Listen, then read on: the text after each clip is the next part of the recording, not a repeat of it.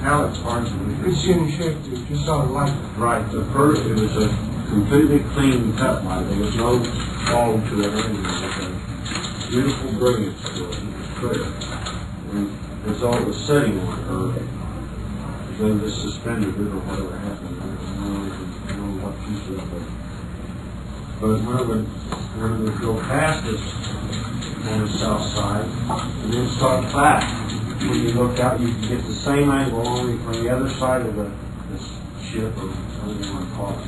But that's the metallic part that you can see.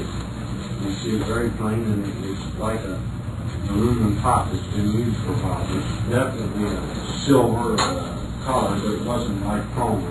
It's silver color, but it wasn't polished silver. You know, it was like a smoky silver. You know, it's a dull silver, or gray silver. You can see it very plain. I'm going to try. Well, it seemed like the nose part of this thing, like when it was going, it seemed like this, when it was going forward, the nose part would be down, and like the light part of this outer rim here, the center of it, was reflecting up on it against the face part. And it seemed like if you wanted to go forward, it would go at an angle like this. If you wanted to go straight up, it would level out. And then to go to the right, just like it's going to make a right angle, it was just like a spin. Did you ever do this? No, it never started. In zigzag? It was all beautiful maneuvers. They were clean. There was no washout in them at all.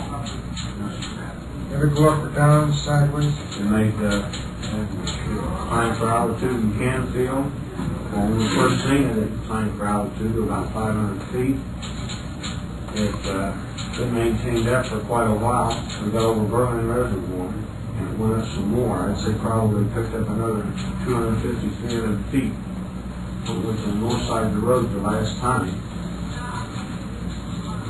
When we got to Canfield, it went up to about, I'd say pretty close to 2,000 feet, because it was getting up there pretty good. After it cleared the area of Canfield over the city part, and the outskirts when we were going through it, it came back down going into Indiana County to about, I'd say 1,500 feet, maybe 1,000, 1,500. Right along there, by then we covered quite a bit of ground. And I suppose right along that area, this time about 1,000 or 1,500 feet is where we picked up the other car, in Houston. No, sir. This was out East Palestine. This was the second car.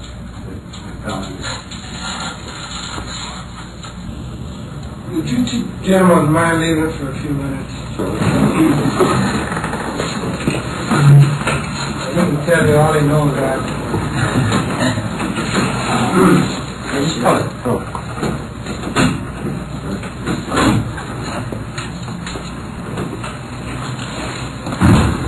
When you gentlemen first saw this thing, how low was it? When we first seen it, actually it came up behind us. See, Bob radioed first. They make a long story short. Summit County Sheriff's Office radioed. We have, it's all 3958 and we were on monitor all traffic in my car.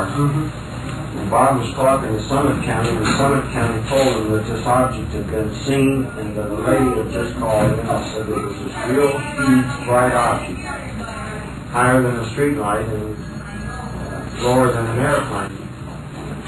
And you get quite a few calls in the police business. And actually, we were working on a traffic accident. We had just finished the reports, and we paid not very much, very little attention to it, if any. And I heard Bob tell the other operator, the lady must have drank too much, forget it. So we finished up, and the man from the power company, they're handling the hot wires on the line that had been going on. We went down to a restaurant at the corner of Deerfield and picked up 3 cups of coffee. We came back up and we gave the man in the power truck a cup of coffee since it was pretty cool out. And we each had one and we were drinking as we went. You know, we just tear a hole in the plastic lid so that you can kind of sip as you go along. And while we were sitting there talking to him, well, there was more traffic than the radio counted. Excuse me. And so the guy in the truck, he made a couple of comments, you know, and I said, well, maybe the moon's changing, you know, somebody, the weird ones are out tonight, something to its effect. And so we started east on 224. We were going to come over to the Brimfield, Margaret area, which we have a lot of businesses, shopping plazas, a couple, 3 banks, and stuff that we keep a pretty close eye on. We control all the buildings. So we were starting back across 224, and we got about 1.5 to 2 miles east of 183 on 224, and we passed an old Ford, the side road, 59 Ford, and so I told him we'd best check it out. We went up the road, we made a U-turn, came in behind the car. We both, at this point, this is all standard work. I mean, it's the same with any department. He gets out the right side, I got out the left side. He goes to the right front corner of the cruiser, which is where he stops, sort of an insurance policy. I got out the left and I went to the left rear of the other vehicle. I turned to make just a sort of visual observation of the area to make sure nobody walked in the woods, you know, to take a leak or something. And I always look behind him so no one can come up behind me. And when I looked in this wooded area behind us, I saw this thing. At this time it was coming up. And there was a slight raise there. Went up to about treetop level, I'd say about 100 foot or less. It started moving towards us. At this time he's still looking straight ahead. As it came over the trees, I looked at Marty and he was still watching the car. I mean, the car in front of us. And he didn't say nothing, and the thing kept getting brighter, and the area started getting light. And I looked at Marty, and still not saying anything, and I told him to look over his shoulder. And so he did, and he didn't say nothing. He just stood there with his mouth open for a minute, and as bright as it was, and he looked down. And I started looking down, and I looked at my hands, and my clothes weren't burning or anything, and it stopped right over top of us. The only sound in the whole area was a hum. And it would just change a little bit. It wasn't anything screaming or real wild. And, but you sound like a transformer being loaded, or the overloaded transformer when it changes.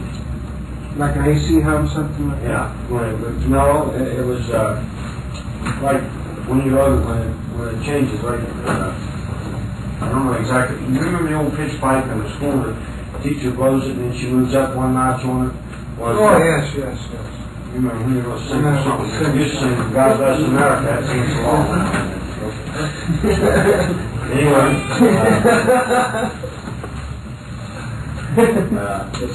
I don't know exactly how long I was pretty scared for a couple of minutes. As a matter of fact, I was petrified.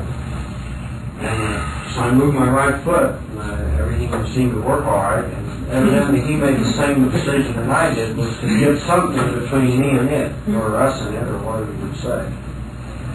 So we both went to the car. We got in the car and we sat there. I wouldn't even venture if it was 10 seconds, 30 seconds, or 3 minutes. I just know we... Okay, let's back to the top. Right. So we're set in the east. So let's just say it was going east and set. How long did that take? It just moved right up and stopped. It didn't go any distance. It wasn't 100, it wasn't 250 feet in front of the car. And everything was lit up. It was real bright. It was low. And at this time, if I had to describe it, I said it just looks like a